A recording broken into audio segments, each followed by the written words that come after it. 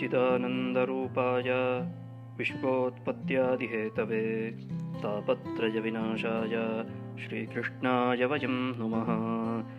करकमलनिदर्शितात्ममुद्रः परिकलितोन्नतबर्हिबर्हचूडः इतरकरगृहीतवेत्रतोत्रः मम हृदि सन्निधिमातनोतु शौरिः।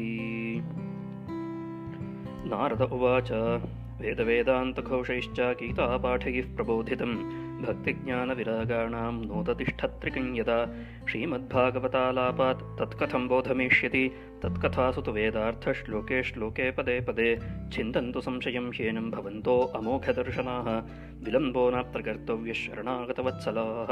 कुमारा ऊचुः वेदोपनिषदां सारात् जाता भागवती कथा अत्युत्तमा ततो भाति पृथग्भूता फलाकृतिः आमूलाग्रं रसस्तिष्ठं नास्ते न स्वाद्यते यथा स भूयः सम्पृथग्भूतः फले विश्वमनोहरः यथा दुग्धे स्थितं सर्पिः न स्वादायोपकल्पते पृथग्भूतं हि तद्गव्यं देवानां रसवर्धनम् इक्षूणामपि मध्यान्तं शर्करा व्याप्य तिष्ठति पृथग्भूता च सा मिष्टा तथा भागवती कथा। इदं भागवतं नाम पुराणं ब्रह्मसंहितं भक्तिज्ञानविरागाणां स्थापनाय प्रकाशितं वेदान्तवेदसुस्नाते गीताया अपि कर्तरि परितापवति व्यासे मुह्यत्यज्ञानसागरे तदा त्वया पुरा प्रोक्तं चतुश्लोकसमन्वितं तदीयश्रवणात् सद्यो निर्बाधो वादराजिणः तत्र ते विस्मयः केन यतः प्रश्नकरो भवान् श्रीमद्भागवतं श्राव्यं शोकदुःखविनाशनं। नारद उवाच यद्दर्शनं च विनिहन्त्यशुभानि सत्यः श्रेयस्तनोति भवदुःखदवार्तितानां निःशेषशेषमुखगीतकथैकपानाः प्रेमप्रकाशकृतये शरणं गतोऽस्मि भाग्योदयेन बहुजन्मसमर्जितेन सत्सङ्गमञ्च लभते पुरुषो यदा वै अज्ञानहेतुकृतमोहमदान्धकारनाशं विधाय हि तदोदयते विवेकः। नारद उवाच ज्ञानयज्ञं करिष्यामि शुकशास्त्रकथोज्ज्वलं भक्तिज्ञानविरागाणां स्थापनार्थं प्रयत्नतः कुत्र कार्यो मया यज्ञः स्थलं तद्वाच्यतामिह महिमा शुकशास्त्रस्य वक्तव्यो वेदपारगैः कियद्भिर्दिवसैः श्राव्या श्रीमद्भागवती कथा कोऽविधिस्तत्र कर्तव्यो ममेदं ब्रुवतामितः। कुमारा ऊचुः शृणु नारद वक्ष्यामो विनम्राय विवेकिने गङ्गाद्वारसमीपे तु तटमानन्दनामकं नानाऋषिगणैर्जुष्टं देवसिद्धनिषेवितं नानातरुलताकीर्णं नवकोमलपालुकं रम्यमेकान्तदेशस्थं हेमपद्मसुसौरभं यत्समीपस्थजीवानां वैरञ्चेतसि न स्थितम्। ಶ್ರೀಕೃಷ್ಣಪರಂಜ್ಯೋತಿಷೇ ನಮಃ. ಶ್ರೀಮದ್ಭಾಗವತದ ಪದ್ಮಪುರಾಣೋಕ್ತವಾದ ಮಾಹಾತ್ಮ್ಯದ ಅನುಸಂಧಾನದ ಸರಣಿಯಲ್ಲಿ ಈ ಹಿಂದೆ ಭಾಗವತ ಎಂಬಂತಹ ಒಂದು ಅದ್ಭುತವಾದಂತಹ ಸಾಧನವಿದೆ. ಆ ಶ್ರೀಮದ್ಭಾಗವತದ ಪಾರಾಯಣದಿಂದ, ದರ್ಶನದಿಂದ, ಸ್ಪರ್ಶನದಿಂದ, ಶ್ರವಣದಿಂದ, ಅನುಸಂಧಾನದಿಂದ ಕಲಿಯ ಎಲ್ಲ ದೋಷಗಳು ಕೂಡ ನಾಶವಾಗುತ್ತೆ ಎಂಬಂತಹ ಒಂದು ಮಾತನ್ನು ಸನಕಸನಂದಾದಿಗಳು ನಾರದರಿಗೆ ತಿಳಿಸ್ಕೊಡ್ತಾರೆ. ಅಷ್ಟೇ ಅಲ್ಲದೆ ಈ ಭಾಗವತವೆಂಬುದು ಕಲಿಯುಗದ ಏನೇನು ದೋಷಗಳಿದೆಯೋ ಆ ಎಲ್ಲ ದೋಷಗಳನ್ನೂ ಕೂಡ ನಿರ್ಮೂಲನ ಮಾಡಬಲ್ಲದ್ದು. ಅಷ್ಟೇ ಅಲ್ಲದೆ ಭಕ್ತಿಜ್ಞಾನ ವೈರಾಗ್ಯಗಳನ್ನು ಶಾಶ್ವತವಾಗಿ ಹೃದಯದಲ್ಲೋ ಮನೆಯಲ್ಲೋ ಸ್ಥಾಪನೆ ಮಾಡಬಲ್ಲಂತಹ ಏಕೈಕ ಉಪಾಯ ಎಂಬುದಾಗಿ ತಿಳಿಸ್ತಾರೆ. ನಾರದರು ಮುಂದಕ್ಕೆ ಒಂದು ಜಿಜ್ಞಾಸೆಯನ್ನು ವ್ಯಕ್ತಪಡಿಸ್ತಾರೆ. ವೇದಾಂತಗಳ ಘೋಷದಿಂದಾಗಲಿ ಬ್ರಹ್ಮಸೂತ್ರ ಗೀತಾಪಾಠದಿಂದಾಗಲಿ ಯಾವಾಗ ಭಕ್ತಿಜ್ಞಾನ ವೈರಾಗ್ಯಗಳಲ್ಲಿ ಪ್ರಬೋಧನೆ ಉಂಟಾಗಲಿಲ್ವೋ ಅಂಥದ್ರಲ್ಲಿ ಶ್ರೀಮದ್ಭಾಗವತದ ಕಥೆಯನ್ನು ಹೇಳೋದ್ರಿಂದ ಕಥಂ ಬೋಧಮೇಷ್ಯತಿ, ಭಕ್ತಿಜ್ಞಾನ ವೈರಾಗ್ಯಗಳು ಹೇಗೆ ತಾನೇ ಪ್ರಬೋಧನೆಗೊಳ್ಳುವುದಕ್ಕೆ ಸಾಧ್ಯ? ಕೊಂಚ ಆಶ್ಚರ್ಯ ಅಂತ ಅನಿಸುತ್ತಲ್ಲ ಇದು ಮಾತು. ಹಾಗಿದ್ರೆ ಶ್ರೀಮದ್ಭಾಗವತದ ಕಥೆಯಲ್ಲಿ ವೇದಾರ್ಥ ಶ್ಲೋಕದಲ್ಲೂ ಪದದಲ್ಲೂ ಅಕ್ಷರದಲ್ಲೂ ನಿಹಿತವಾಗಿದೆಯೇನೋ ಎಂಬಂತಹ ಒಂದು ಪ್ರಶ್ನೆಯನ್ನು ಕೇಳ್ತಾರೆ. ತತ್ಕಥಾಸು ತು ವೇದಾರ್ಥ ಶ್ಲೋಕೆ ಶ್ಲೋಕೆ ಪದೇ ಪದೇ ವರ್ಣೆ ವರ್ಣೆ, ಪ್ರತಿಯೊಂದು ಅಕ್ಷರದಲ್ಲೂ ಭಾಗವತದ ಪ್ರತಿಯೊಂದು ಅಕ್ಷರದಲ್ಲೂ ಕೂಡ ಭಗವತ್ ತತ್ವ ಅನ್ನುವಂಥದ್ದು ಅಡಗಿದೆ. ಅಂತಹ ಅತ್ಯದ್ಭುತವಾದಂತಹ ಗ್ರಂಥ. ಇದಕ್ಕೆ ಸರಿಸಮಾನವಾದಂತಹ ಮತ್ತೊಂದು ಗ್ರಂಥ ಲೋಕದಲ್ಲೇ ಇಲ್ಲ. ಬೇರೆ ಎಲ್ಲ ಗ್ರಂಥಗಳನ್ನು ಒಂದು ತಕ್ಕಡಿಗೆ ಹಾಕಿದ್ರೆ, ಶ್ರೀಮದ್ ಭಾಗವತವನ್ನು ಮತ್ತೊಂದು ತಕ್ಕಡಿಗೆ ಹಾಕಿದ್ರೆ ಶ್ರೀಮದ್ ಭಾಗವತದ ತಕ್ಕಡಿಯೇ ಮೇಲ್ ಬರುತ್ತೆ. ಅಷ್ಟು ಗುರುಭೂತವಾದದ್ದು. ಕಾರಣ ಅದರಲ್ಲಿ ಗುರುತ್ವವಿದೆ. ಅಜ್ಞಾನ ಅಂಧಕಾರವನ್ನು ನಾಶ ಮಾಡಬಲ್ಲಂತಹ ಎಲ್ಲ ವಿಧವಾದಂತಹ ಸಾಮರ್ಥ್ಯವನ್ನು ತುಂಬಿಕೊಂಡಿದೆ ಭಾಗವತ ಅನ್ನುವಂಥದ್ದು. ಈ ರೀತಿಯಾದಂತಹ ಪ್ರಶ್ನೆಯನ್ನು ಕೇಳ್ತಾರೆ. ಕಾರಣ ಈ ಹಿಂದೆ ಲೋಕದಲ್ಲೆಲ್ಲ ಪ್ರಸಿದ್ಧಿ ಇರೋದು ಏನಪ್ಪ ಅಂತ ಕೇಳಿದ್ರೆ, ವೇದ ಅನ್ನುವಂಥದ್ದು ಜ್ಞಾನದ ಪ್ರತೀಕ. ವೇದ ಒಂದೇ ಜ್ಞಾನವನ್ನು ದೊರಕಿಸಿಕೊಡಬಲ್ಲದು.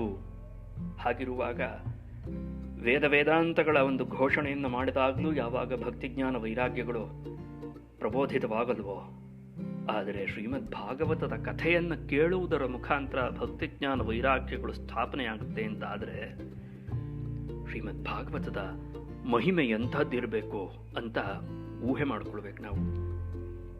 ಅದರ ಪ್ರತಿಯೊಂದು ಶ್ಲೋಕದಲ್ಲೋ, ಪ್ರತಿಯೊಂದು ಪಾದದಲ್ಲೋ, ಪ್ರತಿಯೊಂದು ಪದದಲ್ಲೋ, ಪ್ರತಿಯೊಂದು ವರ್ಣದಲ್ಲೋ ವೇದದ ಸಾರವತ್ತಾದ ಭಾಗವೇನಿದೆಯೋ ಅದು ಅಡಕವಾಗಿದೆ. ಈ ನನ್ನ ಸಂಶಯ ಏನಿದೆಯೋ ಅದನ್ನು ತಾವುಗಳೇ ಪರಿಹರಿಸಬೇಕು. ಹಾಗುಂಟೇನು ನಾನು ಹೀಗೆ ಅನ್ಕೊಳ್ತಾ ಇದ್ದೀನಲ್ಲ, ಈ ವಿಷಯ ಸರಿಯೇ ಎಂಬುದಾಗಿ ನಾರದರು ಸನಕಾದಿಗಳನ್ನು ಕೇಳ್ಕೊಳ್ತಾರೆ. ಈ ವಿಷಯವಾಗಿ ತಾವುಗಳು ವಿಳಂಬ ಮಾಡಬಾರದು. ನನ್ನ ಮೇಲೆ ದಯೆಯಿಟ್ಟು ನಿಮ್ಮನ್ನು ಶರಣು ಹೊಂದಿದ್ದೇನೆ ನಾನು, ಶರಣಾಗತ ವತ್ಸಲರು ನೀವು. ಹಾಗಾಗಿ ಕೃಪೆಯಿಟ್ಟು ಈ ಒಂದು ನನ್ನ ಸಂಶಯವನ್ನು ಬಗೆಹರಿಸಬೇಕು, ಅಥವಾ ನಾನು ಯಾವ ದೃಷ್ಟಿಕೋನವನ್ನು ಇಟ್ಕೊಂಡಿದ್ದೀನೋ ಭಾಗವತದ ಬಗ್ಗೆ ಅದು ಸರಿಯೇ ಎಂಬುದಾಗಿ ನೀವು ತಿಳಿಸ್ಕೊಡ್ಬೇಕು ಎಂಬುದಾಗಿ ಕೇಳ್ತಾರೆ. ಅದಕ್ಕೆ ಉತ್ತರವಾಗಿ ಸನಕಾದಿಗಳು ಹೇಳ್ತಾರೆ, ವೇದೋಪನಿಷದಾಂ ಸಾರಾತ್. ವೇದದ ಸಾರವೇ ಉಪನಿಷತ್ತು, ವೇದ ಮತ್ತು ಉಪನಿಷತ್ತುಗಳ ಸಾರದ. ಆಯ್ತೆ. ಸರ್ವೋಪನಿಷದೋ ಗಾವಃ ದೋಗ್ಧಾ ಗೋಪಾಲನಂದನಃ ಪಾರ್ಥೋ ವತ್ಸಃ ಸುಧೀರ್ ಭೋಕ್ತ ದುಗ್ಧಂ ಗೀತಾಮೃತಂ ಮಹತ್ ಎಂಬುದಾಗಿ ಭಗವದ್ಗೀತೆಯ ಬಗ್ಗೆ ಹೇಳುವಂತಹ ಒಂದು ಪ್ರಸಿದ್ಧವಾದ ಮಾತುಂಟು. ಉಪನಿಷತ್ತುಗಳೇ ಗೋವುಗಳು. ಹಾಲು ಕರೆಯುವವ ಯಾರಪ್ಪ ಅಂತ ಕೇಳಿದ್ರೆ ಸಾಕ್ಷಾತ್ ಶ್ರೀಕೃಷ್ಣ. ಪಾರ್ಥೋ ವತ್ಸಃ. ಆಯ್ತೆ. ಅರ್ಜುನನು ಕರುವಿನಂತೆ. ಸುಧೀರ್ ಭೋಕ್ತ, ಪಂಡಿತನಾದವನು. ಭೋಕ್ತ, ಆ ಹಾಲನ್ನು ಸ್ವೀಕರಿಸಬೇಕಾದವನು. ಹಾಲು ಏನು ಅಂತ ಕೇಳಿದ್ರೆ ದುಗ್ಧಂ ಗೀತಾಮೃತಂ. ಭಗವದ್ಗೀತಾ ಎಂಬಂತಹ ಅಮೃತ ಏನಿದೆಯೋ ಅದೇ ಹಾಲು ಎಂಬುದಾಗಿ ಹೇಳಿದ್ರೆ ಅದರ ಅರ್ಥ ಎಲ್ಲ ಉಪನಿಷತ್ತುಗಳ ಸಾರವೂ ಭಗವದ್ಗೀತೆಯಲ್ಲಿ ಅಡಕವಾಗಿದೆ ಅಂತ ಅರ್ಥ. ವೇದದಲ್ಲೋ, ವೇದಾಂತದಲ್ಲೋ, ಉಪನಿಷತ್ತುಗಳಲ್ಲೋ, ಅಸಂಖ್ಯ ಉಪನಿಷತ್ತುಗಳಲ್ಲೋ, ಬ್ರಹ್ಮಸೂತ್ರಗಳಲ್ಲೋ, ಭಗವದ್ಗೀತೆಯಲ್ಲೋ, ಪ್ರತಿಯೊಂದು ಶಾಸ್ತ್ರದಲ್ಲೂ ಅಡಕವಾಗಿರುವಂತಹ ಏನೇನು ಮರ್ಮವಿದೆಯೋ ಆ ಎಲ್ಲ ಮರ್ಮದ ಸಾರವತ್ತಾದ ಭಾಗದಿಂದ ಜನಿಸಿದ್ದು ಭಾಗವತ. ಯದ್ಯಪಿ ಹಾಲು ಅಮೃತ ಅಂತ ಆದರೂ ದೇವತೆಗಳಿಗೆ ಹವಿಸ್ಸನ್ನು ಸಮರ್ಪಣೆ ಮಾಡಬೇಕಿದ್ರೆ ಹಾಲನ್ನು ಸಮರ್ಪಣೆ ಮಾಡೋಲ್ಲ. ಹಾಲಿನಿಂದ ಆದಂತಹ ಮೊಸರು, ಆ ಮೊಸರನ್ನ ಕಡಿಯುವುದರ ಮುಖಾಂತರ ದೊರಕುವಂತಹ ಬೆಣ್ಣೆ, ಆ ಬೆಣ್ಣೆಯನ್ನು ಪರಿತಪಿಸೋದ್ರಿಂದ, ಕಾಯಿಸೋದ್ರಿಂದ ಉತ್ಪನ್ನವಾಗುವಂತಹ ಆಜ್ಯವೇನಿದೆಯೋ ಆ ಆಜ್ಯವನ್ನು ದೇವತೆಗಳಿಗೆ ಸಮರ್ಪಣೆ ಮಾಡ್ತೀವಿ. ಅಂತಹ ಆಜ್ಯ ಸ್ವರೂಪವಾದದ್ದು ಭಾಗವತ. ಸಕಲ ಶಾಸ್ತ್ರಗಳ, ವೇದಾಂತಗಳ ಅತ್ಯಂತ ಸಾರಭೂಯಿಷ್ಠವಾದಂತಹ ಭಾಗವೇನಿದೆಯೋ ಅದೇ ಭಾಗವತ. ಸನಕಾದಿಗಳು ಹೇಳ್ತಾರೆ, ವೇದೋಪನಿಷದಾಂ ಸಾರಾತ್. ವೇದ ಮತ್ತು ಉಪನಿಷತ್ತುಗಳ ಸಾರದಿಂದ ಜಾತ ಹುಟ್ಟಿದ್ದು ಭಾಗವತೀ ಕಥಾ. ಈ ಭಾಗವತ ಕಥೆ ಎಂಬುದು ವೇದೋಪನಿಷತ್ತುಗಳ ಸಾರದಿಂದ ಹುಟ್ಟಿದ್ದು. ಅತ್ಯುತ್ತಮ ತಥೋಭಾತಿ. ಹಾಗಾಗಿ ಇದು ಉತ್ತಮ ಅಲ್ಲ, ಅತ್ಯುತ್ತಮ. ಉತ್ತಮಕ್ಕೂ ಮೀರಿದ್ದು ಅಂತ ಲೆಕ್ಕ. ಇದಕ್ಕೆ ಸರಿಸಮಾನವಾದದ್ದು ಮತ್ತೊಂದು ಇಲ್ಲ ಅಂತ ಲೆಕ್ಕಾಚಾರ. ಅತ್ಯುತ್ತಮ ತಥೋಭಾತಿ. ಪೃಥಗ್ಭೂತ. ಬೇರೆ ಎಲ್ಲ ಸಾಧನಗಳಿಗಿಂತಲೂ ಈ ಭಾಗವತವೆಂಬಂತಹ ಒಂದು ಸಾಧನ ಏನಿದೆಯೋ ಅದು ಪೃಥಕ್, ಭಿನ್ನವಾದದ್ದು. ಫಲಾಕೃತಿ ಹೇಗೆ ಅನ್ನೋದನ್ನ ಸನಕಾದಿಗಳೇ ಪ್ರಸ್ತುತಪಡಿಸ್ತಾರೆ. ಆಮೂಲಾಗ್ರಂ ರಸಸ್ತಿಷ್ಠನ್. ಏನು ಭಾಗವತ ವೈಶಿಷ್ಟ್ಯ ಅಂತ ಕೇಳ್ತು ಅಂದರೆ, ಭಾಗವತ ವೈಶಿಷ್ಟ್ಯ ಇಷ್ಟೇ. ಬೇರೆ ಎಲ್ಲ ಶಾಸ್ತ್ರಗಳಲ್ಲೋ, ವಿದ್ಯೆಗಳಲ್ಲೋ, ಕಲೆಗಳಲ್ಲೋ, ಯೋಗ ಮಾರ್ಗಗಳಲ್ಲೋ, ಸಾಧನಾ ಮಾರ್ಗಗಳಲ್ಲೋ ಆ ಮಾರ್ಗದಿಂದ ರಸ ಅಂತ ಇದೆ. ಆಯ್ತೆ, ಮಾರ್ಗದಲ್ಲೂ ರಸ ಉಂಟು. ಆದರೆ ಆ ಮಾರ್ಗವನ್ನು ಎಷ್ಟೋ ಕಾಲ ಕ್ರಮಿಸಿದ ನಂತರದಲ್ಲಿ ರಸ ಅನ್ನೋದು ಉತ್ಪತ್ತಿ ಆಗುತ್ತೆ ಅನ್ನುವಂಥ ಒಂದು ವಿಷಯ ಇದೆ ಬೇರೆ ಮಾರ್ಗಗಳಿಗೆ ಸಂಬಂಧಪಟ್ಟ ಹಾಗೆ. ಆದರೆ ಭಾಗವತ ಅನ್ನುವಂಥದ್ದು ಆಮೂಲಾಗ್ರಂ ರಸಸ್ತಿಷ್ಠನ್. ಆಯ್ತೆ, ಆರಂಭದಿಂದ ಹಿಡಿದು ತುಟ್ಟ ತುದಿಯವರೆಗೂ ಸಂಪೂರ್ಣವಾಗಿ 18,000 ಶ್ಲೋಕಗಳುಂಟು ಭಾಗವತದಲ್ಲಿ. ಜನ್ಮಾದ್ಯಸ್ಯ ಯತಃ ಎಂಬಂತಹ ಮಹಾಮಂಗಳ ಪದ್ಯದೊಡನೆ ಆರಂಭವಾಗುವ ಭಾಗವತ, ಅಲ್ಲಿಂದ ಆರಂಭ ಮಾಡಿ ಆ 18,000 ಶ್ಲೋಕಗಳಲ್ಲಿ ಭಗವತ್ ತತ್ವನ ತುಂಬಿದೆ, ಭಗವದ್ ರಸ ಅನ್ನೋದಿದೆ. ಹಾಗಾಗಿ ಆಮೂಲಾಗ್ರಂ ರಸಸ್ತಿಷ್ಠನ್, ಸದಾ ಕಾಲದಲ್ಲೂ ರಸ ಅನ್ನೋದು ಭಾಗವತದಲ್ಲಿದೆ. ಆದರೆ ನ ಸ್ವಾದ್ಯತೆ, ಎಲ್ಲರಿಗೂ ಅಷ್ಟು ಸುಲಭವಾಗಿ ಅದರ ಆಸ್ವಾದನೆಯನ್ನು ಮಾಡೋಕ್ಕಾಗೋಲ್ಲ. ಹಾಗಾಗಿಯೇ ಇದರ ಪೃಥಕ್ತ್ವ ಅನ್ನುವಂಥದ್ದು ಸಿದ್ಧವಾಗುತ್ತೆ. ಇದು ಬೇರೆ ಎಲ್ಲ ಸಾಧನಗಳಿಗಿಂತಲೂ ಹೇಗೆ ಬೇರೆ, ಹೇಗೆ ಅತ್ಯುತ್ತಮವಾದದ್ದು, ಹೇಗೆ ಅತ್ಯುತ್ಕೃಷ್ಟವಾದದ್ದು ಅನ್ನೋದು ಇದರಿಂದಲೇ ಸಿದ್ಧವಾಗುತ್ತೆ. ಉದಾಹರಣೆಯನ್ನು ಕೊಡ್ತಾರೆ. ಯಥಾ ದುಗ್ಧೇ ಸ್ಥಿತಂ ಸರ್ಪಿ, ಆಜ್ಯವೆಂಬುದು ತುಪ್ಪ ಎನ್ನುವಂಥದ್ದು ಹಾಲಿನಲ್ಲೇ ಇದೆ ಅಲ್ವೇ, ಬೇರೆ ಎಲ್ಲೂ ಇಲ್ಲವಲ್ಲ. ಸತಃ ಏವ ಸಜ್ಜಾಯತೆ ಎಂಬಂತಹ ಸಾಂಖ್ಯ ಸಿದ್ಧಾಂತ. ಸತ್ ಪದಾರ್ಥದಿಂದಲೇ ಸತ್ತು ಹುಟ್ಟೋದಕ್ಕೆ ಸಾಧ್ಯ, ಇಲ್ಲದ್ದು ಹುಟ್ಟತ್ತೆ ಅಂತ ಆಗೋಲ್ಲ, ಇದ್ದಿದ್ದೇ ಹುಟ್ಟೋದಕ್ಕೆ ಸಾಧ್ಯ. ಹಾಗಾಗಿ ತುಪ್ಪ ಅನ್ನುವಂಥದ್ದು ಇರಲಿಲ್ಲ ಆಮೇಲೆ ಹುಟ್ಟಿತು ಅಂತ ಆಗೋಲ್ಲ, ಇದ್ದಿದ್ದು ಮಾತ್ರ ಹುಟ್ಟೋದಕ್ಕೆ ಸಾಧ್ಯ. ಹಾಗಾಗಿ ಎಲ್ಲಿತ್ತು ಅಂತ ಕೇಳಿದ್ರೆ ಹಾಲಿನಲ್ಲೇ ಅಡಕವಾಗಿತ್ತು. ಹಾಗೆ ಹಾಲಿನಲ್ಲೇ ಅಡಕವಾಗಿದ್ರೂ ಕೂಡ ಹೇಗೆ ತುಪ್ಪವು ಹಾಲಿನಲ್ಲಿ ಕಾಣಲ್ವೋ, ನಸ್ವಾದಾಯೋಪಕಲ್ಪತೆ, ಹಾಲು ಲೀಟರ್ ಗಟ್ಟಲೆ ಹಾಲು ಕೊಡಿದ್ರೂ ಕೂಡ ತುಪ್ಪದ ಸ್ವಾದ ಹೇಗೆ ಬರೋಲ್ವೋ, ಆದರೆ ಅದನ್ನೇ ಪೃಥಕ್ಕರಿಸಿದಾಗ, ಅದನ್ನೇ ಬೇರ್ಪಡಿಸಿದಾಗ, ಅದರ ಸಾರ ಭೂಯಿಷ್ಠವಾದಂತಹ ಭಾಗವನ್ನು ಬೇರೆ ತೆಗೆದಿಟ್ಟಾಗ ಅದರಲ್ಲಿ ಯಾವ ಒಂದು ಸ್ವಾದ ಬರುತ್ತೋ, ಆರೋಗ್ಯಕ್ಕೆ ಆಯುರ್ಘೃತಂ ಎಂಬುದಾಗಿ ವಾಕ್ಯಗಳು ಹೇಳುತ್ತೆ. ಆಯುಸ್ಸೇ ಘೃತ, ಘೃತ ಬೇರೆ ಅಲ್ಲ, ಆಯುಸ್ ಬೇರೆ ಅಲ್ಲ. ಆಯುಷ್ಕಾರಕ ಘೃತ ಅಂತ ಹೇಳೋದ್ರ ಒಂದು ಮಾತು, ಆದರೆ ಆಯುಸ್ಸೇ ಘೃತ ಅಂತ ಶಾಸ್ತ್ರಗಳು ಹೇಳುತ್ತೆ. ಆಯ್ತೆ, ಅಂತಹ ಆಯುಷ್ಕಾರಕವಾದಂತಹದ್ದು ಘೃತ, ಅದು ಹಾಲಿನಿಂದ ಬಿಡಿಸಿದಾಗ, ಬೇರ್ಪಡಿಸಿದಾಗ ಹೇಗೆ ಉತ್ಕೃಷ್ಟತಮವಾಗಿ ಆಗುತ್ತೋ, ಪೃಥಗ್ಭೂತಂ ಹಿ ತದ್ ಗವ್ಯಂ ದೇವಾನಾಂ ರಸವರ್ಧನಂ, ದೇವತೆಗಳಿಗೂ ಪುಷ್ಟಿಯನ್ನು ದೊರಕಿಸಿಕೊಡುತ್ತೆ. ಅದು ಅಗ್ನಿಯಲ್ಲಿ ಹವಿಸ್ಸಿನ ರೂಪದಲ್ಲಿ ಸಮರ್ಪಣೆ ಮಾಡಿದಂತಹ ಆಜ್ಯವು ದೇವತೆಗಳಿಗೆ ಪುಷ್ಟಿಯನ್ನು ದೊರಕಿಸಿಕೊಡುತ್ತೆ. ಅಂತಹ ಅದ್ಭುತವಾದಂತಹ ಪದಾರ್ಥ. ದೇವತೆಗಳಿಗೂ ದೇವಾನಾಂ ಪುಷ್ಟಿವರ್ಧನಂ, ಮನುಷ್ಯರಿಗೆ ಮಾತ್ರ ಅಲ್ಲ, ದೇವತೆಗಳಿಗೂ ಪುಷ್ಟಿಯನ್ನು ಒದಗಿಸಿಕೊಡುವಂತಹ ಆ ಅದ್ಭುತವಾದಂತಹ ಗವ್ಯ ಪದಾರ್ಥವೇನಿದೆಯೋ ಆಜ್ಯ ಎಂಬುದು, ಅದು ಬೇರ್ಪಟ್ಟಾಗ ಮಾತ್ರ ಈ ರೀತಿಯಾದಂತಹ ಲಾಭವನ್ನು ಕೊಡುತ್ತೆ. ಅದೇ ರೀತಿಯಾಗಿ ಇಕ್ಷೂಣಾಮಪಿ, ಕಬ್ಬುಗಳಲ್ಲೂ ಕೂಡ ಮಧ್ಯಾಂತಂ, ಆದಿ ಮಧ್ಯ ಅಂತ್ಯ ಸಂಪೂರ್ಣವಾಗಿ ಕಬ್ಬಿನಲ್ಲಿ ಶರ್ಕರ ವ್ಯಾಪ್ಯ ತಿಷ್ಠತಿ, ಸಕ್ಕರೆ ಎಂಬುದು ಸಂಪೂರ್ಣವಾಗಿ ವ್ಯಾಪಿಸಿಕೊಂಡಿರುತ್ತೆ. ಹಾಗಿದ್ರೂ ಪೃಥಗ್ಭೂತ ಚ ಸಾ ಮಿಷ್ಟ, ಅದನ್ನು ಬೇರ್ಪಡಿಸಿದಾಗ ಮಾತ್ರ, ಆ ಕಬ್ಬಿನ ಜಲ್ಲೆಯನ್ನು ಯಾವುದೋ ಒಂದು ಕ್ರಮದಲ್ಲಿ ಹದ ಮಾಡಿ ಅದರಿಂದ ಸಕ್ಕರೆಯನ್ನು ತೆಗೆದಾಗ ಮಾತ್ರ ಆ ಸಕ್ಕರೆ ಎಂಬುದು ಅತ್ಯಂತ ಸ್ವಾದ್ಯವಾಗುತ್ತೆ, ಅತ್ಯಂತ ಮಧುರತಮವಾಗುತ್ತೆ, ಮಿಷ್ಟ ಅತ್ಯಂತ ಪ್ರಿಯತಮವಾದದ್ದಾಗುತ್ತೆ. ಅದೇ ರೀತಿಯಾಗಿ ಭಾಗವತ ಕಥೆಯೂ ಕೂಡ ವೇದಗಳಲ್ಲಿ ಹೇಳದ ಯಾವ ಮಾತೂ ಭಾಗವತದಲ್ಲಿಲ್ಲ, ವೇದದಲ್ಲಿರುವ ಮಾತೆ. ಆದರೆ ಇದರಲ್ಲಿ ಏನೋ ಒಂದು ಚಮತ್ಕಾರ, ಏನೋ ಒಂದು ವೈಶಿಷ್ಟ್ಯವಿದೆಯಪ್ಪ. ಹೇಗೆ ಈ ಎರಡು ಉದಾಹರಣೆಗಳನ್ನು ಜ್ಞಾಪಕ ಇಟ್ಕೊಂಡ್ಬಿಟ್ರೆ ಭಾಗವತ ಏನು ಅನ್ನೋದು ಮನಸ್ಸಿಗೆ ಬರುತ್ತೆ. ಇದಂ ಭಾಗವತಂ ನಾಮ, ಅಷ್ಟೇ ಅಲ್ಲದೆ ಇನ್ನೂ ಒಂದಷ್ಟು ವಿಶೇಷಗಳಿದೆಯಪ್ಪ ಭಾಗವತ ಅಂದರೆ. ಈ ಭಾಗವತವೆಂಬುದು ಒಂದು ಪುರಾಣ. ಯಾವ ಪುರಾಣ ಅಂದರೆ ಬ್ರಹ್ಮ ಸಂಹಿತಂ ಪುರಾಣಂ. ಸಂಹಿತಂ ಅರ್ಥಾತ್ ಸದೃಶಂ ಅಂತರ್ಥ. ಪ್ರಭು ಸಂಹಿತ, ಸುಹೃತ್ ಸಂಹಿತ, ಕಾಂತಾ ಸಂಹಿತ ಎಂಬುದಾಗಿ ಶಾಸ್ತ್ರಗಳು ಹೇಳುತ್ತೆ. ಸಂಹಿತ ಅನ್ನೋ ಶಬ್ದಕ್ಕೆ ಸದೃಶ ಎಂತ ಅರ್ಥ. ಅದೇ ರೀತಿಯಲ್ಲಿ ಬ್ರಹ್ಮ ಸಂಹಿತಂ ಅಂತ, ಬ್ರಹ್ಮ ಸಂಹಿತ ಅಂತಂದರೆ ಬ್ರಹ್ಮಕ್ಕೆ ಸದೃಶವಾದದ್ದು. ಚತುರ್ಮುಖ ಬ್ರಹ್ಮನಲ್ಲ, ಪರಬ್ರಹ್ಮ, ನಪುಂಸಕಲಿಂಗ. ಬ್ರಹ್ಮ ಬ್ರಹ್ಮಣಿ ಬ್ರಹ್ಮಾಣಿ ಅಂತ ಆಗುವಂತಹ ಆ ಬ್ರಹ್ಮ ಪದಾರ್ಥವೇನಿದೆಯೋ, ಪರಂಜ್ಯೋತಿ ಏನಿದೆಯೋ, ಪರತತ್ವವೇನಿದೆಯೋ, ಪರಬ್ರಹ್ಮ ವಸ್ತುವೇನಿದೆಯೋ, ಸತ್ಯಜ್ಞಾನಾನಂದ ಸ್ವರೂಪವಾದ ಪದಾರ್ಥವೇನಿದೆಯೋ, ಅದಕ್ಕೆ ಸದೃಶವಾದದ್ದು ಭಾಗವತ. ಇದಕ್ಕಿಂತಲೂ ಇನ್ನೇನು ಹೇಳೋದು? ಭಗವತ್ ತತ್ವ ಬೇರೆ ಅಲ್ಲ, ಪರಂಜ್ಯೋತಿ ಬೇರೆ ಅಲ್ಲ, ಭಾಗವತ ಬೇರೆ ಅಲ್ಲ.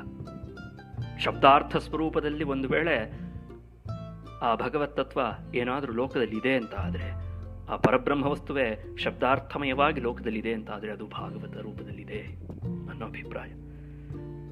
ಭಕ್ತಿ ಜ್ಞಾನ ವಿರಾಗಾಣಾಂ ಸ್ಥಾಪನಾಯ ಪ್ರಕಾಶಿತಂ. ಹಾಗಿದ್ರೆ ಆ ಭಗವತ್ ತತ್ವ ತನ್ಪಾಡುತ್ತಾನೆ ತಾನು ಇರ್ಬೋದಿತ್ತಲ್ವೇ? ಈ ಭಾಗವತರದ ರೂಪದಲ್ಲಿ ಯಾಕಾಗಿ ಅದು ಪ್ರಕಾಶಿತವಾಯಿತು? ಯಾಕಾಗಿ ಲೋಕಕ್ಕೆ ಭಾಗವತದ ರೂಪದಲ್ಲಿ ಆ ಪರಬ್ರಹ್ಮ ವಸ್ತುವು ತಾನೇ ತಾನಾಗಿ ವ್ಯಕ್ತವಾಯಿತು ಅಂತ ಕೇಳಿದ್ರೆ, ಭಕ್ತಿ ಜ್ಞಾನ ವಿರಾಗಾಣಾಂ ಸ್ಥಾಪನಾಯ. ಜ್ಞಾಪಕ ಇಟ್ಕೊಳ್ಬೇಕು, ಶ್ರೀಕೃಷ್ಣನು ತನ್ನ ಅವತಾರ ಮಂಗಳವನ್ನ ಮಾಡಿ ಗೀತೆಯಲ್ಲಿ ಅರ್ಜುನನಿಗೆ ಧರ್ಮ ಸಂಸ್ಥಾಪನಾರ್ಥಾಯ ಪರಿತ್ರಾಣಾಯ ಸಾಧೂನಾಂ ವಿನಾಶಾಯ ಚ ದುಷ್ಕೃತಾಂ ಇತ್ಯಾದಿ ಇತ್ಯಾದಿಯಾಗಿ ತನ್ನ ಅವತಾರ ಮಂಗಳದ ಮಹದುದ್ದೇಶವನ್ನು ಹೇಗೆ ತಿಳಿಸಿದ್ನೋ ಅದೇ ರೀತಿಯಾಗಿ ಭಾಗವತದ ಆವಿರ್ಭಾವ ಯಾಕಾಗಿ ಆಗಿದೆಯಪ್ಪ ಅಂತ ಕೇಳಿದ್ರೆ, ಭಕ್ತಿ ಜ್ಞಾನ ವೈರಾಗ್ಯಗಳನ್ನು ಮತ್ತೆ ಸ್ಥಾಪನೆ ಮಾಡೋದಕ್ಕೋಸ್ಕರವಾಗಿ.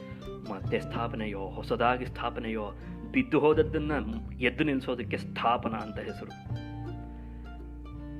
ಇಡೀ ನಾಟಕವನ್ನು ಯಾವ ದೃಷ್ಟಿಯಲ್ಲಿ ನಡೆಸ್ಕೊಂಡು ಹೋಗಬೇಕು ಅಥವಾ ಯಾವ ದೃಷ್ಟಿಯಲ್ಲಿ ಈ ನಾಟಕವನ್ನು ಅರ್ಥ ಮಾಡ್ಕೊಳ್ಬೇಕು, ಈ ನಾಟಕದ ಮೂಲಭೂತವಾದಂತಹ ವಿಷಯ ವಸ್ತುವೇನೋ ಇತ್ಯಾದಿಯನ್ನು ತೋರಿಸೋದಕ್ಕೆ ಇರುವಂತಹ ರಂಗಮಂಚದಲ್ಲಿ ಉಪಯೋಗಿಸುವಂತಹ ಒಂದು ಭಾಗಕ್ಕೂ ಒಂದು ವಿಷಯಕ್ಕೂ ಸ್ಥಾಪನ ಅಂತ ಹೆಸರು. ಆ ರೀತಿಯಾದಂತಹ ಸ್ಥಾಪನ. ಸಂಪೂರ್ಣ ಜೀವನವೂ ಯಜ್ಞಮಯವಾದಂತಹ ಬಾಳಾಟವಾಗಬೇಕು. ಆ ಪರತತ್ವವನ್ನು ಬಿಡದೆ ಎಡಬಿಡದೆ ಇರುವಂತಹ ಬಾಳಾಟವಾಗಬೇಕು. ಆ ರೀತಿಯಾದಂತಹ ಬಾಳಾಟಕ್ಕೆ ಬಹುಮುಖ್ಯವಾದಂಥ ವಿಷಯ ಏನು ಅಂತ ಕೇಳಿದ್ರೆ, ಭಕ್ತಿ ಜ್ಞಾನ ವೈರಾಗ್ಯಗಳು ಸ್ಥಾಪಿತವಾಗಬೇಕು, ನೆಲೆ ನಿಲ್ಲಬೇಕು, ಬೇರೂರಬೇಕು. ಹಾಗೆ ಮಾಡುತ್ತೆ ಭಾಗವತ ಅಂತ ಲೆಕ್ಕ. ವೇದ ವೇದಾಂತಗಳಿಂದ ಸುಸ್ನಾತೆ ಗೀತಾಯಾ ಅಪಿ ಕರ್ತರಿ. ಯಾರಿಂದ ರಚಿತವಾದದ್ದಪ್ಪ ಇದು ಅಂತ ಕೇಳಿದ್ರೆ, ವೇದಗಳನ್ನು ವಿಭಾಗ ಮಾಡಿದಂತಹ ಮಹಾಪುರುಷ ವ್ಯಾಸರು, ವೇದಾಂತವನ್ನು ದಯಪಾಲಿಸಿಕೊಟ್ಟಂತಹವರು ಬಾದರಾಯಣ, ಅವರನ್ನೇ ಬಾದರಾಯಣರು ಅಂತ ಕರೆಯುವಂಥದ್ದು. ಆಯ್ತೆ, ಆ ರೀತಿಯಾಗಿ ವೇದ ವೇದಾಂತಗಳನ್ನು ಲೋಕಕ್ಕೆ ಅನುಗ್ರಹಿಸಿಕೊಟ್ಟಂತಹ ಮಹಾಪುರುಷ ಆತ. ಗೀತಾಯಾ ಅಪಿ ಕರ್ತರಿ. ಇನ್ನೂ ಬೇಕೆ, ಭಗವದ್ಗೀತೆಯನ್ನು ಲೋಕಕ್ಕೆ ಕೊಟ್ಟವನು ವ್ಯಾಸ. ಇಷ್ಟೆಲ್ಲ ಆದರೂ ಕೂಡ ಪರಿತಾಪವತಿ ವ್ಯಾಸೇ ಮುಹ್ಯತ್ಯ ಜ್ಞಾನಸಾಗರೇ. ವೇದಗಳನ್ನು ವಿಭಾಗ ಮಾಡಿ ವೇದಾಂತವನ್ನು ಲೋಕಕ್ಕೆ ಅನುಗ್ರಹಿಸಿಕೊಟ್ಟು ಇತಿಹಾಸ ಪುರಾಣಾಭ್ಯಾಂ ವೇದಂ ಸಮುಪಬ್ರಹ್ಮಯೇತ್ ಎಂಬುದಾಗಿ ಹೇಳ್ತಾರೆ. ಇತಿಹಾಸ ಪುರಾಣಗಳಿಂದ ವೇದಾರ್ಥವನ್ನು ಸಂರಕ್ಷಿಸಬೇಕು ಎಂಬುದಾಗಿ ವಾಕ್ಯ ಇದೆ. ಅಂತಹ ಪುರಾಣಗಳನ್ನು, ಉಪಪುರಾಣಗಳನ್ನು, ಇತಿಹಾಸೋತ್ತಮವಾದಂತಹ ಮಹಾಭಾರತವನ್ನು ಏನೇನೆಲ್ಲ ಲೋಕಕ್ಕೆ ಅನುಗ್ರಹ ಮಾಡಿಕೊಟ್ನಪ್ಪ ಆ ವ್ಯಾಸ ಮಹರ್ಷಿ. ಇಷ್ಟೆಲ್ಲ ಆದ ನಂತರದಲ್ಲೂ ಕೂಡ ತಿಲಕಪ್ರಾಯವಾದಂತಹ ಗೀತೆಯನ್ನೂ ಲೋಕಕ್ಕೆ ಅನುಗ್ರಹ ಮಾಡಿಕೊಟ್ಟ. ಇಷ್ಟಾದರೂ ವ್ಯಾಸರಿಗೆ ಪರಿತಾಪವತಿ, ಏನೋ ಚಿಂತೆ ಕಾಡ್ತಾ ಇತ್ತಂತೆ. ಮುಹ್ಯತ್ಯ ಜ್ಞಾನ ಸಾಗರ, ಇದೆಲ್ಲವೂ ಕೂಡ ಅಜ್ಞಾನಮಯವಾದದ್ದು ಅಂತ ವ್ಯಾಸರಿಗನ್ನಿಸ್ತಂತೆ. ಆ ಸಂದರ್ಭದಲ್ಲಿ ತದಾ ತ್ವಯಾ ಪುರಾ ಪ್ರೋಕ್ತಂ, ಅಲ್ಲಯ್ಯ ನಾರದ, ನೀನೇ ಅಲ್ವೇನಪ್ಪ ಅಂದು ವೇದವ್ಯಾಸರು ಈ ರೀತಿಯಾಗಿ ಪರಿತಪಿಸುತ್ತಿದ್ದಾಗ ನೀನಲ್ಲವೇಪ್ಪ ಅವರಿಗೆ ಚತುಶ್ಲೋಕ ಸಮನ್ವಿತಂ ಭಾಗವತಂ ಉಕ್ತವಾನ್. 4 ಶ್ಲೋಕಗಳಿಂದ ಕೂಡಿದಂತಹ ಭಾಗವತವನ್ನು, ಭಗವತ್ತತ್ವವನ್ನು ನೀನಲ್ಲವೇ ವ್ಯಾಸರಿಗೆ ಉಪದೇಶ ಮಾಡಿದ್ದು. ಅದನ್ನು ಕೇಳಿದ ಕೂಡಲೇ ನಿರ್ಬಾಧೋ ಬಾದರಾಯಣ, ಬಾದರಾಯಣರಿಗೆ ಇದ್ದಂತಹ ಏನೇನು ಬಾಧೆಗಳಿದ್ವೋ, ತೊಂದರೆ ಇತ್ತೋ ಅದೆಲ್ಲವೂ ಕೂಡ ಪರಿಹಾರವಾಗೋಯಿತು. ತತ್ರತೆ ವಿಸ್ಮಯಷ್ಟೇನ, ಯಾವ ಕಾರಣದಿಂದಾಗಿ ನಿನಗೆ ಈ ಭಾಗವತದ ವಿಷಯದಲ್ಲಿ ಆಶ್ಚರ್ಯ ಉಂಟಾಗ್ತಾ ಇದೆಯೋ ನಾವು ಕಾಣೆ. ಕಾರಣ ನೀನೇ ಅಂತಹ ಮಹಾಪುರುಷನಾದ ಬಾದರಾಯಣನಿಗೂ ಭಾಗವತವನ್ನು ಹಿಂದೆ ಉಪದೇಶ ಮಾಡಿದ್ದೆ. 4 ಶ್ಲೋಕದಲ್ಲಿ ಭಗವತ್ತತ್ವವನ್ನು ನೀನು ಉಪದೇಶ ಮಾಡಿದ್ದೆ. ಅಂಥದ್ರಲ್ಲಿ ಯಾಕಾಗಿ ಹೀಗೆ ಆಶ್ಚರ್ಯಭೂತವಾದಂತಹ ಪ್ರಶ್ನೆಯನ್ನು ನೀನು ಕೇಳ್ತಾ ಇದೀಯಾ? ಶ್ರೀಮದ್ ಭಾಗವತಂ ಶ್ರಾವ್ಯಂ. ನೋಡಪ್ಪ, ನಿನ್ನ ಪ್ರಶ್ನೆಗೆ ಒಂದೇ ವಾಕ್ಯದಲ್ಲಿ ಉತ್ತರ ಹೇಳಬೇಕು ಅಂತಾದರೆ ಶ್ರೀಮದ್ ಭಾಗವತಂ ಶ್ರಾವ್ಯಂ. ಭಕ್ತಿ ಜ್ಞಾನ ವೈರಾಗ್ಯಗಳು ಮತ್ತೆ ಲೋಕದಲ್ಲಿ ಸ್ಥಾಪಿತವಾಗಬೇಕು ಅಂತಾದರೆ, ಮನಮನದಲ್ಲೋ ಮನೆ ಮನೆಯಲ್ಲೋ ಭಕ್ತಿ ಜ್ಞಾನ ವೈರಾಗ್ಯಗಳು ಮತ್ತೆ ನೆಲೆ ನಿಲ್ಲಬೇಕು ಅಂತಾದರೆ, ಬೇರೂರಬೇಕು ಅಂತಾದರೆ ಶ್ರೀಮದ್ ಭಾಗವತಂ ಶ್ರಾವ್ಯಂ. ಶ್ರೀಮದ್ ಭಾಗವತದ ಕಥೆಯನ್ನು ಕೇಳಬೇಕು. ಏನಾಗತ್ತೆ ಅಂದರೆ ಶೋಕ ದುಃಖ ವಿನಾಶನಂ.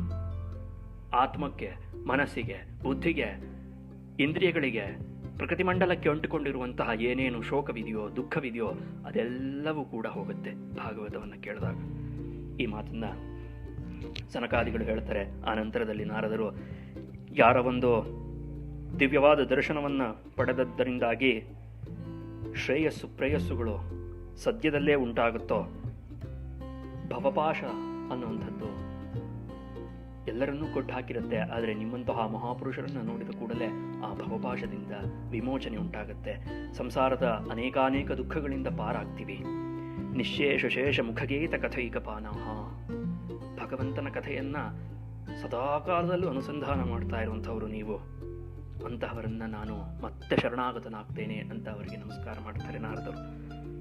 ಅತ್ಯಂತ ಪುಣ್ಯ ಇದ್ದಾಗ ಮಾತ್ರ ಭಾಗ್ಯೋದಯೇನ ಬಹುಜನ್ಮ ಸಮರ್ಜಿತೇನ, ಒಂದೆರಡು ಜನ್ಮಗಳಲ್ಲಪ್ಪ, ಅನೇಕಾನೇಕ ಜನ್ಮಗಳ ಪುಣ್ಯವಿದ್ದಾಗ ಮಾತ್ರ ಇಂತಹ ಮಹಾಪುರುಷರ ದರ್ಶನವಾದೀತು.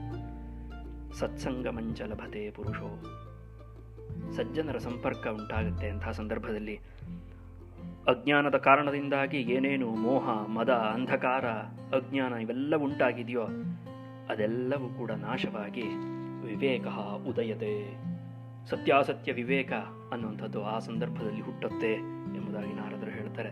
ಮುಂದಕ್ಕೆ ಖಂಡಿತವಾಗಿಯೂ ನಿಮ್ಮ ಆದೇಶದ ಮೇರೆಗೆ ಜ್ಞಾನಯಜ್ಞವನ್ನು ಮಾಡುತ್ತೇನೆ. ಅದರಲ್ಲೂ ವಿಶೇಷವಾಗಿ ಶುಕಶಾಸ್ತ್ರ ಕಥೋಜ್ವಲಂ, ಶುಕ ಮಹರ್ಷಿಯಿಂದ ಪ್ರಣೀತವಾದಂತಹ ವ್ಯಾಸ ವಿರಚಿತವಾದಂತಹ ಯಾವ ಒಂದು ಈ ಭಾಗವತ ಕಥೆ ಇದೆಯೋ ಆ ಭಾಗವತ ಕಥೆಯ ಅನುಸಂಧಾನವನ್ನು ನಾನು ಖಂಡಿತವಾಗಿಯೂ ಮಾಡ್ತೇನೆ. ಭಕ್ತಿ ಜ್ಞಾನ ವೈರಾಗ್ಯಗಳನ್ನು ಸ್ಥಾಪನೆ ಮಾಡುವುದಕ್ಕೋಸ್ಕರವಾಗಿ ಭಾಗವತ ಕಥೆಯನ್ನು ಅನುಸಂಧಾನವನ್ನು ಮಾಡ್ತೇನೆ ಎಂಬುದಾಗಿ ಸಂಕಲ್ಪ ಮಾಡುತ್ತಾರೆ ನಾರದರು ಅವರ ಮುಂದಕ್ಕೆ ಪ್ರಶ್ನೆ ಕೇಳ್ತಾರೆ.